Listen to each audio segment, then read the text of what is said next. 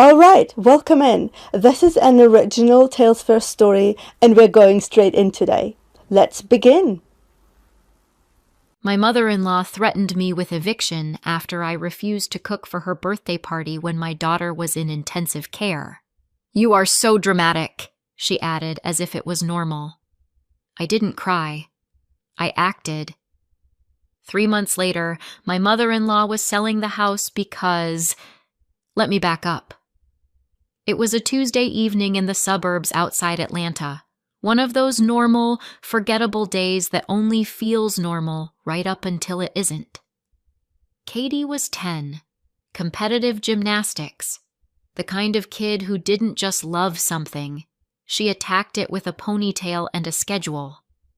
Our hallway closet looked like a tiny trophy museum, gold plastic, ribbon dust, pride I could barely afford, but I paid anyway. Because when your child finally smiles like the world makes sense, you don't argue with the invoice. She had practice at a sports complex a few blocks from home. Same route she'd walked 100 times. Sidewalk, crosswalk. Green light. Go. That night, the phone call I got wasn't from Katie. It was from a stranger who started with, "Ma'am, are you her mother?" And then the rest of my life tipped sideways. A car had clipped her at the crosswalk, a hit and run. The driver took off like the road had personally offended him. By the time I got to the hospital, my hands were shaking so hard I couldn't sign my own name on the clipboard. The nurses moved fast. The words came out in that calm, practiced tone that means they've said this 1,000 times and it never gets easier. "She's stable. She's being monitored overnight. She's in ICU." That's the part everyone likes to imagine comes with dramatic music and slow-motion tears. It didn't. It came with fluorescent lights, stale coffee, and me staring at my phone like it might spit out a miracle. Then Andrew called. My husband. The man I'd married a year earlier because I thought I was choosing safety. A steady presence. A new dad who helped with homework, showed up to meets, clapped the loudest in the bleachers like he'd been there all along. His name lit up my screen. I answered on the first ring, and Barbara's voice came through. Not, "How's Katie?" Not, "Are you okay?" Barbara Carter, my mother-in-law, launched like a missile. "Amanda, where are you?" "In the hospital," I said, like that should have been enough. A beat. Then her tone sharpened, polished, offended, almost excited to have something to be mad about. "Andrew told me she's fine, stable, and you're still acting like the world is ending." I blinked. Because yes, my 10-year-old was in intensive care, but apparently Barbara had decided the real emergency was me not being in her kitchen. "My birthday is tomorrow," she said. 60. People are coming. I already told everyone you'd cook." I tried to speak. Nothing came out at first. Barbara kept going, picking up speed. "You know, I can't rely on anyone else to do it right. The chicken needs to be seasoned. The sides need to be hot. And you're making this about you." I finally found my voice. "My daughter was hit by a car." Barbara exhaled, an impatient little huff. "You are so dramatic," she said, like I'd just told her the grocery store was out of her favorite brand of napkins. And then she said it. The word she loved almost as much as she loved control. Eviction. Barbara didn't actually have legal power to evict me. She just loved the word, and Andrew had always let her think she did. "If you don't come tonight and help," she snapped, "don't bother coming back to that house. I will not have my son dragged down by a woman who can't even show up for family." Behind her, I heard Andrew, soft, calm, reasonable. The voice people believe. "Mom, stop," he said gently. "Amanda, please. Just try to calm her down. Katie's stable. The doctors said she's okay. Like I see you was a spa package. Like I was being hysterical for refusing to plate mashed potatoes while my child was being monitored overnight. That was the moment something in me went quiet. I didn't scream. I didn't beg. I didn't cry. I just said, "No!" Barbara reacted like I'd slapped her. Andrew didn't raise his voice. Not yet.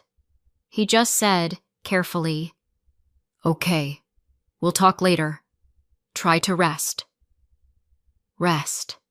In a hospital waiting room, while my mother-in-law threatened to throw me out of my own life because her birthday party might be underseasoned.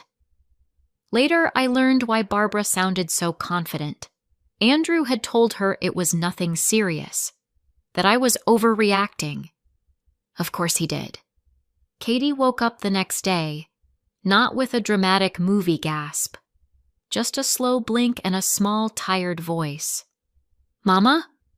I leaned in, held her hand, tried to smile like I wasn't made of broken glass. She swallowed, eyes drifting toward the ceiling. Then she said quietly, like she was confessing a secret she wasn't sure she was allowed to say, "Andrew did it." My entire body went cold. "What?" Her fingers tightened around mine. "He pushed me." For a second, my brain tried to protect me, tried to throw up every excuse in the world. She's confused. She's scared. She had a concussion.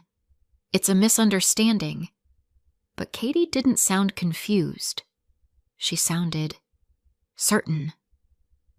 "I was waiting at the crosswalk," she whispered. I felt someone behind me. I didn't look. Then, 2 hands. Hard. In my back. She paused. I fell forward. I turned my head. I saw his face. My stomach dropped like an elevator cable snapped. "He was wearing his dark jacket," she added, "with the hood and the white sneakers." There are moments when you want to rewind time just to see where you missed the monster. A few minutes later, a detective walked into the room. Detective Mark Reynolds, mid-40s, tired eyes, the kind of calm that isn't softness, it's experience. He listened, didn't interrupt, didn't flinch. When Katie finished, he looked at me and said, "We need to document this properly." Then gently to Katie, "Can you tell me again, from the beginning?" Katie did. Same details, same certainty, same description. And then Detective Reynolds turned to me. "We're going to need to look at your husband's things," he said. "Clothes, shoes, phone, anything that places him there." I nodded because at that point I wasn't really living inside my body anymore. I was operating on one setting. Do what you have to do. 2 officers drove me back to the house. Not because I was dangerous, because Andrew was. And suddenly my living room felt like a stage set from someone else's lie. Detective Reynolds asked if I consented to them searching the shared home. I said yes, because whatever privacy Andrew deserved died the second he shoved my child into traffic. The dark jacket was right where Katie said it would be, hanging on a hook in the entryway like it belonged to a normal person. One officer lifted it carefully. On the sleeve was a single thread that matched the color of Katie's school uniform. Small. Almost nothing. Except, almost nothing is exactly what murders are built on. In the bedroom, on the bed, sat a printed movie ticket. An alibi in paper form. On the kitchen table, a half-empty bottle of whiskey. Not suspicious by itself, just a detail, a mood, a man trying to steady his nerves. And then we found the phone, Andrew's phone, face down, forgotten, like it had been tossed there in a hurry. Detective Reynolds looked at me. "Can you unlock it?" I didn't want to. I did anyway. The password was our wedding date, of course it was. Because nothing says loving husband like using romance as a lock on a device full of rot. The last messages weren't subtle. Unknown number. Everything is ready. The girl needs to disappear. Tomorrow? It's done. I stared at the screen until the words blurred. Detective Reynolds took the phone like it was radioactive. "We're sending this for forensic extraction," he said. "And you shouldn't stay here tonight." I had somewhere to go. Rachel's place, my friend who'd offered help a dozen times over the last year, and I'd always said, "No, it's fine." Turns out, "it's fine" is just what you say when you don't want to admit you're already drowning. Before we left, I opened a desk drawer looking for Katie's insurance card. Instead, I found a folder I'd never seen before. Inside, a life insurance policy. On Katie, $250,000. Issued 3 months ago. Beneficiary, Andrew Carter. My hands went numb. Beneath it was another document. A power of attorney, supposedly signed by me the week before, authorizing the sale of our house. Except it wasn't my signature. It was a careful imitation. And next to that, printouts of Miami condo listings. Red pen on the top page. After the problem is handled. It was all there. Not just cruelty. A plan. That night at Rachel's, I didn't sleep. I watched the ceiling and replayed Andrew's reasonable voice from the hospital call. Katie's stable. Don't jump to conclusions. Try to rest. He'd been laying a blanket over the truth. Not to comfort me. To smother me. In the morning, Detective Reynolds called. "They picked him up," he said. Andrew denied everything. Of course he did. He told police he'd been at the movies. He even had the electronic ticket. Pre-purchased. Time-stamped. Barbara backed him up too, swore he'd been home until around 7. Defense attorney Daniel Harper stepped in quickly. Clean suit. Confident smile. The kind of man who can say, allegedly, like it's holy water. They tried to make Katie the problem. A confused child. A traumatic incident. A vivid imagination. A grieving kid with a deceased father. It was vile. And it was predictable. Then Andrew's mask started slipping. Not in public. He was too smart for that. In private. His calls from jail got clipped. "You need to stop talking to police," he said once, voice still calm, still reasonable. "I'm not the one talking," I said. "Katie is." A pause. Then the edge. "You don't want to make this worse." And there it was. Not rage. Control. I hung up. And 2 days later, when I tried to go back to the house for clothes, I discovered Barbara's favorite threat had become Andrew's favorite action. My key didn't work. The locks had been changed. Barbara and Vicky moving fast, following Andrew's instructions. From the upstairs window, a woman leaned out like she'd been waiting for me. Vicky. Bright hair. Bright lipstick. A belly that announced her future like a headline. She smiled. "Andrew said you moved out," she called down. "This is our place now." I stared up at her, unable to speak. She waved a piece of paper like it was a VIP pass. "I've got documents," she said, enjoying every syllable. I called the police. A patrol officer showed up, looked at the situation, and did the thing cops do when family law gets messy. He sighed. "Ma'am," he said, "this is a civil issue. If she's claiming she has authorization and your husband's the one changing locks, we can't force entry without a court order. I can stand by while you grab essential items if she allows it. Vicky did allow it, because she wanted me to walk through the house like a ghost while she watched from the stairs, hand on her stomach, pretending she'd won something. I packed a bag with shaking hands, and then I left. Because at that point, my pride didn't matter. My daughter did. Evidence doesn't always arrive with a dramatic soundtrack. Sometimes it arrives in tiny, boring pieces that add up until the truth becomes too heavy to lift.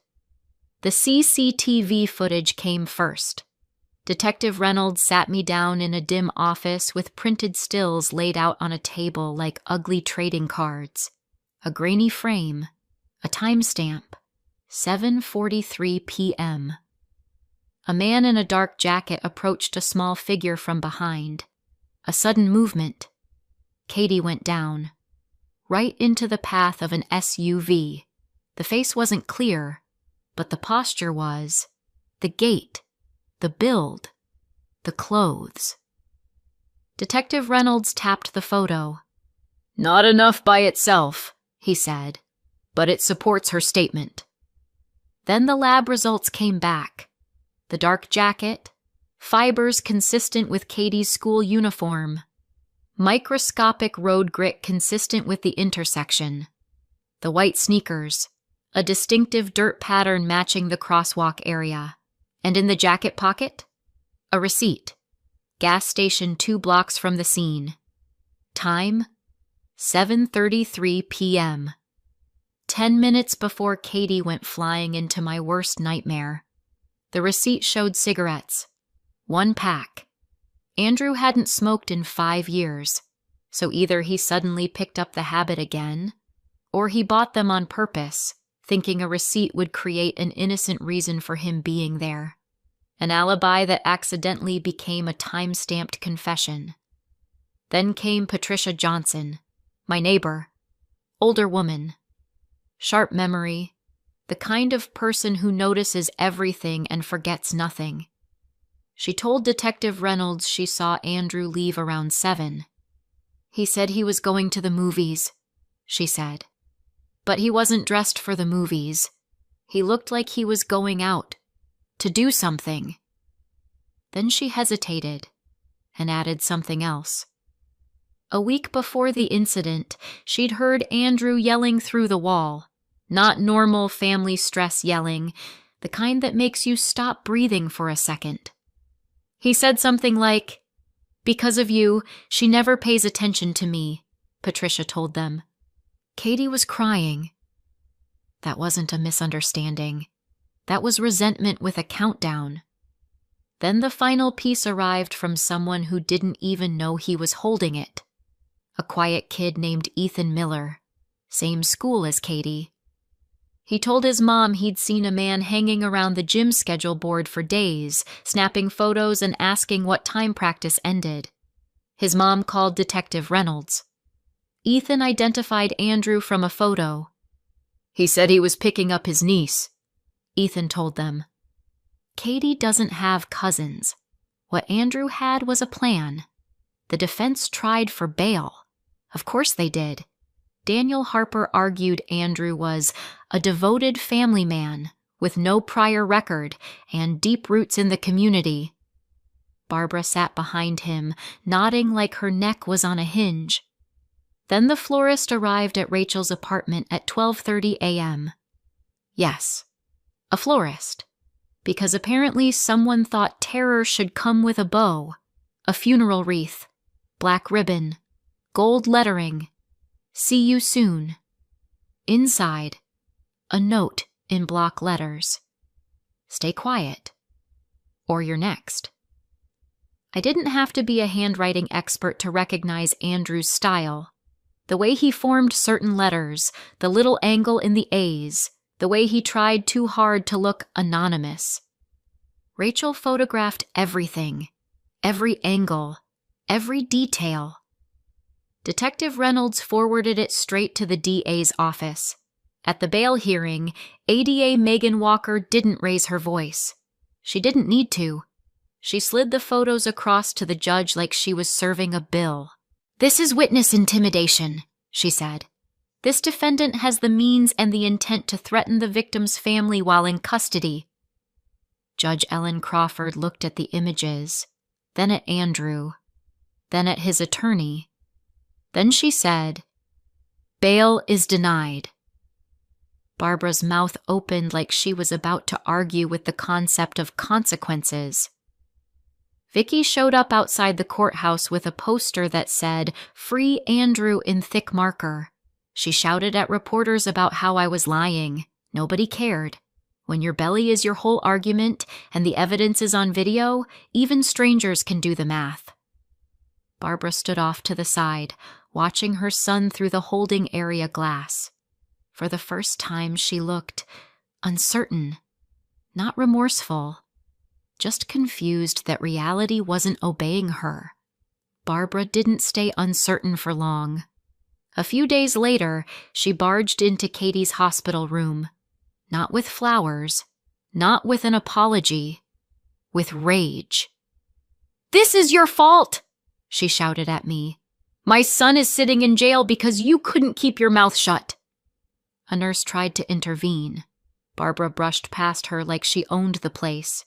Katie's eyes went wide. I stepped between them, voice low. "Get out." Barbara leaned close, eyes bright with that special kind of cruelty that thinks it's righteousness. "She's fine," she hissed. "Andrew said she's fine. You're just trying to ruin him." That's what she couldn't accept. If Katie was fine, then Barbara didn't have to feel guilty about the way she'd acted. If I was dramatic, then Barbara didn't have to look at herself. Security escorted her out. Katie squeezed my hand and whispered, "She hates me." I swallowed hard. "She doesn't know how to love without controlling," I said. "That's not about you." But Andrew knew exactly what he was doing. And in court, he'd have to watch it all collapse. The trial wasn't fast, but it was thorough. A jury sat in a courthouse that smelled like old wood and bad air conditioning, listening to my life get dissected like a case study. Katie testified, small in the witness chair, steady voice. Daniel Harper tried the usual tactics. "Katie, you were injured. Isn't it possible you're confused?"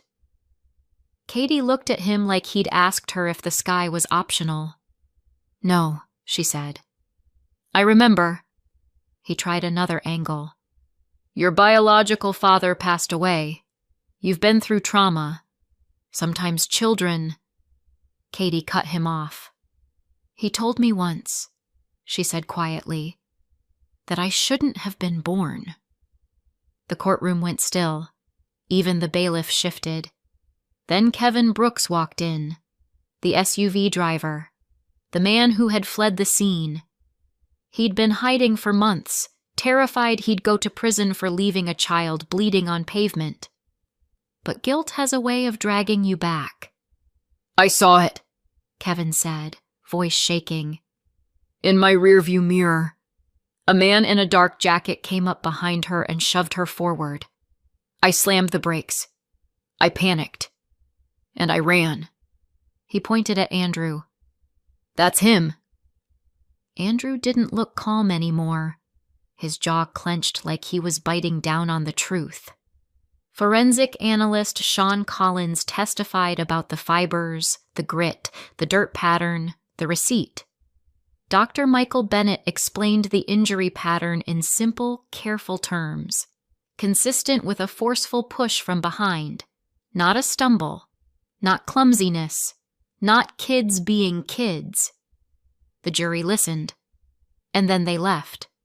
When they came back, the four persons stood and said the word Andrew had been avoiding since the start. Guilty. The sentencing hearing happened a few weeks later. By then, Andrew's reasonable husband performance had been worn down to threads. Judge Crawford spoke about premeditation, about a child, about betrayal inside a home. Andrew sat at the defense table, hands clenched. Daniel Harper whispered to him, probably urging him to show remorse. Andrew stood for his allocution. The courtroom waited for the classic line. "I'm sorry." He didn't give it. Instead, he snapped. "Yes," he yelled, suddenly loud enough to make people flinch. "I did it!" Gasps rippled through the room. Even Barbara made a choking sound like her body tried to reject what her ears heard. Andrew kept going, like the dam had broken and he couldn't stop the flood. "She ruined everything," he shouted, pointing toward me and Katie. "Amanda only cared about her. Always her. Gymnastics, school, trophies. Like I didn't exist." He laughed once. Sharp and ugly.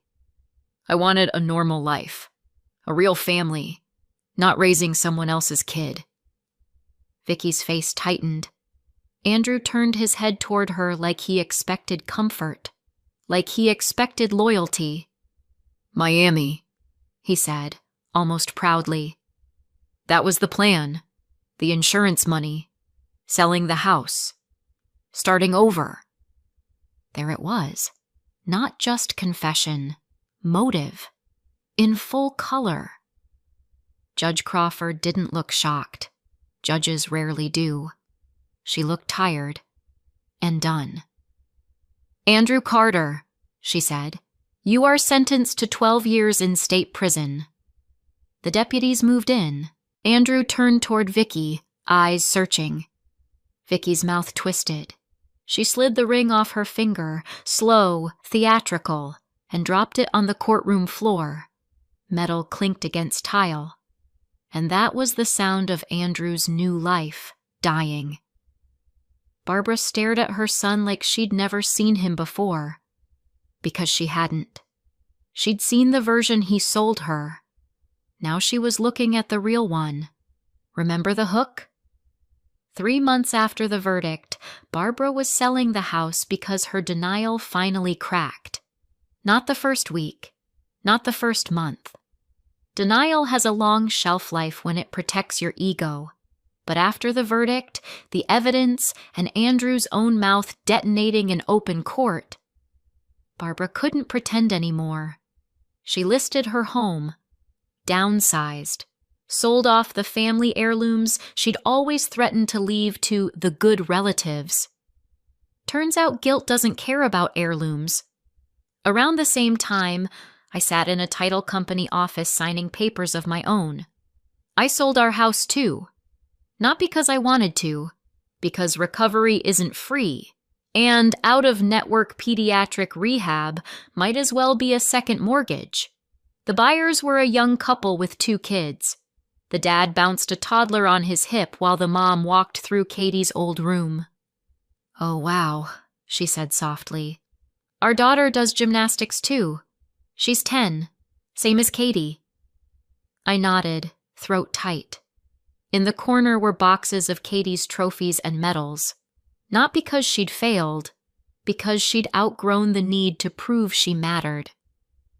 I picked up a small stack of duplicate medals, ones she'd won at local meets, the kind you collect when you're talented and determined and too young to understand how cruel adults can be. "Take these," I told the mom. "For your daughter. Tell her a champion lived here." The woman's eyes filled. She nodded like she understood that I wasn't just handing her plastic and ribbon. I was handing her a piece of a dream that almost got murdered. Katie's recovery wasn't dramatic. It was steady. Checkups. Therapy. Practice at walking like the world was safe again. And eventually, school, friends, running in the yard like nothing had ever touched her. She recovered completely for everyday life. The only thing she lost was the elite path. No national team dreams. No punishing training schedule. No pressure to go pro someday. Her doctor said it plainly. Recreational is fine. Elite competition isn't worth the risk. Katie took it better than I did. I can still do flips, she told me one day, grinning. Just not for judges. That was my kid, still finding a way to fly. One rainy evening, months later, I heard footsteps outside Rachel's place. A soft knock. I looked through the peephole. Barbara. No makeup. No sharp haircut. No, I'm the victim posture. Just an older woman holding an envelope like it weighed 50 pounds. Amanda, she said through the door, voice cracking. Please, it's for Katie. I sold the house. I didn't know. I didn't open the door, not because I wanted her to suffer, because some doors don't open again once they've been slammed on your child. Barbara cried quietly, the way proud people do when they don't know where to put their shame. I believed him, she whispered. And I was cruel to you. I was cruel to her. I stood there, hand on the doorknob, breathing through a storm of rage and grief and exhaustion. Barbara slid the envelope under the door. Then she walked away into the rain. Later, when the hallway was empty, I picked it up. Because the money wasn't for me. It was for Katie. And if Barbara's house had to turn into rehab payments, so be it. 6 months after the trial, Katie and I moved about 600 miles away. New city, new apartment, new school. The walls were bare at first, then slowly filled with photos. I didn't erase the past completely, I just edited it. Every family picture with Andrew in it had a neat empty space where his face used to be, like a missing puzzle piece that no one wanted back. One evening, there was a knock at the door. A neighbor stood there holding a pie like peace offering. I'm Sarah, she said warmly. I'm right upstairs. I thought I'd introduce myself. Behind her, a freckled boy peeked out. This is Noah, she said. He's in 5th grade too. Katie appeared beside me, hair damp from a shower, wearing one of her old gymnastics hoodies like armor. Hi, she said, smiling. No cane, no limp. Just my daughter, standing steady, living ordinary, which suddenly felt like the greatest luxury on earth. Later that night, as I tucked her in, she asked softly, Do you think he'll ever understand what he did? I kissed her forehead. Maybe, I said. But that's not our job anymore. Outside, the world was quiet. Inside, so were we. Not because nothing happened, because we survived it. And this time, nobody got to evict us from our own life. So what do you think? Did I go too far? Or not far enough? Let me know in the comments and subscribe for more.